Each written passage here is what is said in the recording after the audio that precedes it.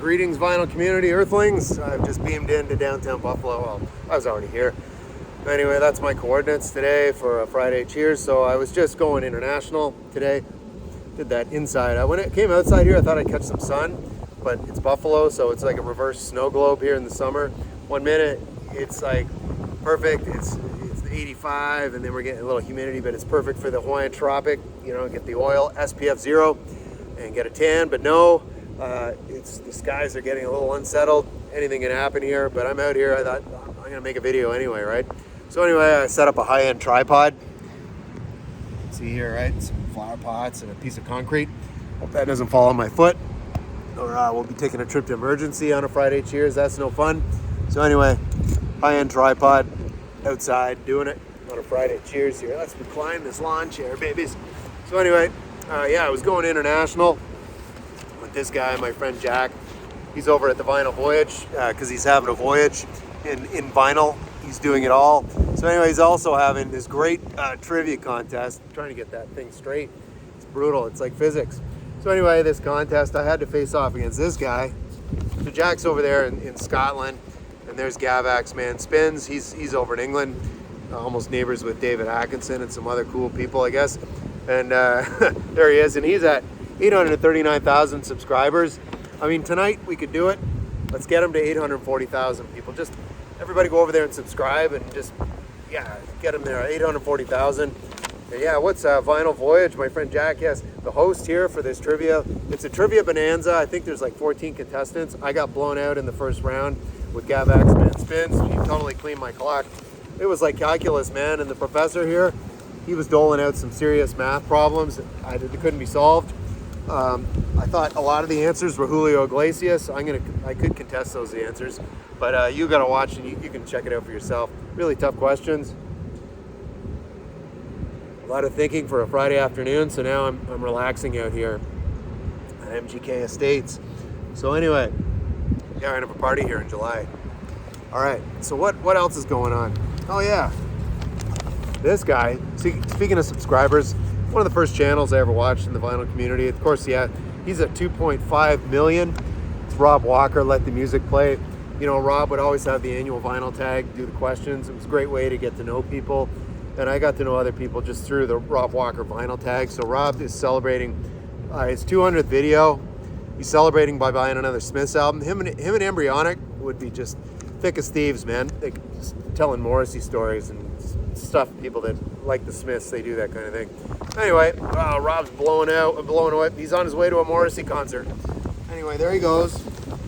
And so anyway, he's celebrating by showing like 30 12-inch singles. I'm dealing with the collection, the mobile collection until we move in August. But anyway, I got some 12-inch singles here, Rob.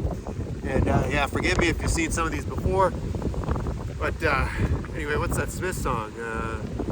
Stop me if you've heard this one before. So yeah, stop me, Rob, or don't. But anyway, it's 12-inch single, so I don't think Rob's gonna stop me. So right here, Wire Train, California. Always thought these guys were from England, and I picked this 12-inch single up at Revolver here in Buffalo not long ago. Just for a few bucks. Great single. Chamber of Hellos, kind of jangly, kind of new wavy. I don't know. You be the judge. Get over there and check it out. 4-piece. Wind's blowing in. If I had a sail here and a skateboard, I'd already be in Canada by now. Blowing up there. UB40. Just yeah, I've got mine. Right. I got my lawn chair here. Right. There it is. UB40. What else we got here? Oh, this is cool. This is Canadian. Shout out to Mark over at Twanger's Turntable. I know he's a Coney Hatch fan. It's a promo single for it was their debut album, and of course 2 singles from it. You had Devil's Deck. Let's get this out of here. Oh, there goes the wind, baby. All right. Jesus. All right, then we got Devil's Deck on the one side on that old Mercury label, and Hey Operator was another one on this one. Really excellent band, good heavy rock. 1982, I was gonna say late 70s, but yeah, I was just on the cusp of high school at that point. Really good, Coney Hatch, Devil's Deck, and Hey Operator. Hey Mother Nature, settle down with that wind, Jesus. Wow, all right. Anyway, got some 12-inch singles. That's Rob Walker. Get over there and subscribe. And tonight, let's get him. He's at 2.51 million. Let's get him to 2.52. Why not? It can be done. It's a Friday. Positive attitude. All right. So then, let's zip back in time to this time last week. Speaking of, I think I mentioned embryonic earlier. Always mention embryonic. Topical guy. So anyway, yeah, I was up there. I met up with him and Rob at Northern Revolutions over in Guelph. That's where my wife's hometown. So Rob came over. Embryonic drove down from Toronto, and then Rob, because he's the man about town, he picked us up, and then we drove over to Kitchener, Waterloo area, and that's the Twin City, but we were only on the Kitchener side. And not to give you a geography lesson, but that's only 10 or 15 minute ride west. So we went over there and went to 2 stores over there, and I got some stuff, and that was pretty cool. But the previous Saturday, I did some shopping here. I was cheating on Revolver over at Black Dots, and they're both good in their own ways. But Black Dots being a smaller store, but I think if I make less frequent visits there, there'll be more new stuff. Like a once a month call in there might be good, and that'll be next month, right? Great used stuff there and some new. So yeah, anyway, I got this stuff. This is 2 weeks ago. Tasted of the Scorchers. It's their debut EP. What's how many tracks on this? 1, 2, 3. It's almost an album, but they call it an EP. And of course, he does Bob Dylan cover there of Absolutely Sweet Marie. It's absolutely kick-ass. It's awesome. Just really good. Like not rockabilly. It's like rock-a-punk. It's not like the Blasters. It's more cowpunk, I guess you call it. But it's really kick-ass. These guys were from Nashville, Tennessee. Pretty big right up into the 90s, and then they split. But yeah, Hot Nights in George is another good one to look for on this. Both sides of the line. Really excellent record. This was like $6 on EMI. Nice clean copy of that. So yeah, very happy with that. He's killing it. It's Killer in 1980. So I read the Wikipedia entry on this record. Pretty hilarious. I guess Elektra wanted him gone. Elektra Records had a new president, and he was not down with Jerry Lee for whatever reason. They didn't say in the article, but apparently he offered him like $300,000, just leave, get out of here. And then a couple of guys from the label showed up at Jerry Lee Lewis's house, and he pulled a gun on him. You know, the Killer, he's a wild man, right? He was, and he just passed. I saw an interview with him during the pandemic, and it was with I'm trying to think of it. Kenny plays with Marty Stewart. I'm trying to think his last name. Kenny. Damn it. Anyway, guitarist for Marty Stewart, pretty funny Southern guy from Nashville. And he's like, "So Jerry Lee, did you get the COVID?" And he said, "No, it went right around me." Love it. Killer. Anyway, so the story goes, yeah, this was his last album on, I don't know, he did a couple on Elektra. This was definitely the last one. And apparently there's a box set came out in the early 2000s. He recorded like 30 tracks for Elektra, and they were all in the can. Didn't all make it on this record, and they're apparently all really good. I'll have to look into that box set. That was also in the Wikipedia entry I read on this record. So really good listen. Does a version here of Johnny Cash, Folsom Prison Blues. And the big hit he had on here, Over the Rainbow. Right? That's been done by everybody, but yeah, that was a charting single on this one. But yeah, really good version of Folsom Prison Blues. Pretty tight band though. I wish it was a little looser like his early 70s country, but for a couple of bucks, what the hell, I'll keep it. So this is the only brand new record I got that day. It's the Wolf Brothers. It's Bobby Weir, of course, from the Grateful Dead, and the Wolf Brothers.